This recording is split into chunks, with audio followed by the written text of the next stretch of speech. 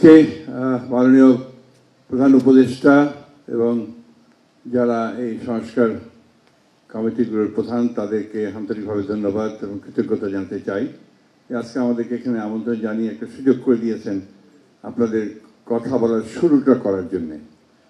এটা মাননীয় প্রধান উপদেষ্টাই বলেছেন যে এটা হচ্ছে সূচনা এবং আজকে এই সভাটি হচ্ছে মূলত একটি আপনার একটা ফর্মালিটিস যে আপনার উনি উপস্থাপন করলেন বিষয়টা, এই বিষয়টা নিয়ে আমরা সামনের দিকে আলোচনা করব।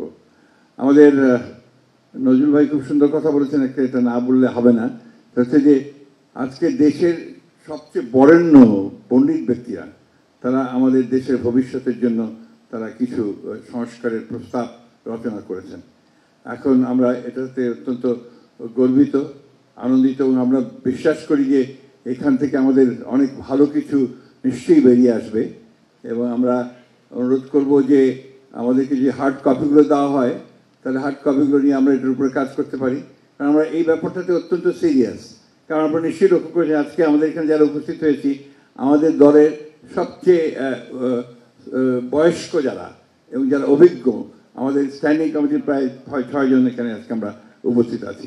অর্থাৎ আমরা এদের কতটা গুরুত্ব দিচ্ছি এটা এখান থেকে আপনারা বুঝতে পারবেন। আমরা ইতিমধ্যে যখন আমাদেরকে চিঠিপত্র দিয়েছিলেন সেই চিঠিগুলো আমরা কিন্তু প্রত্যেকটাই একটা হোমওয়ার্ক করে আমরা তাদের সেইগুলো আপনার আমাদের যে মতামত সেই মতামতগুলো আমরা তাদেরকে প্রত্যেকটা সংস্কারের বিষয় দিয়েছি।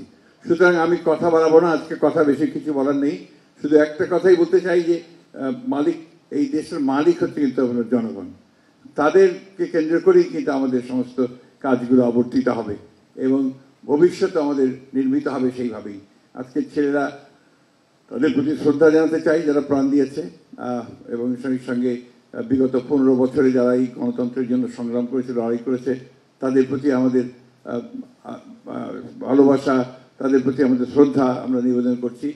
একই সঙ্গে এটুকু প্রত্যাশা করব যে জনগণ যেন কখনো বিমুখ না হয়, জনগণ যেটা প্রত্যাশা করে সেখানে যেন আমরা সবাই যেতে পারি এবং ঐক্যের মধ্যে দিয়ে যেতে পারি।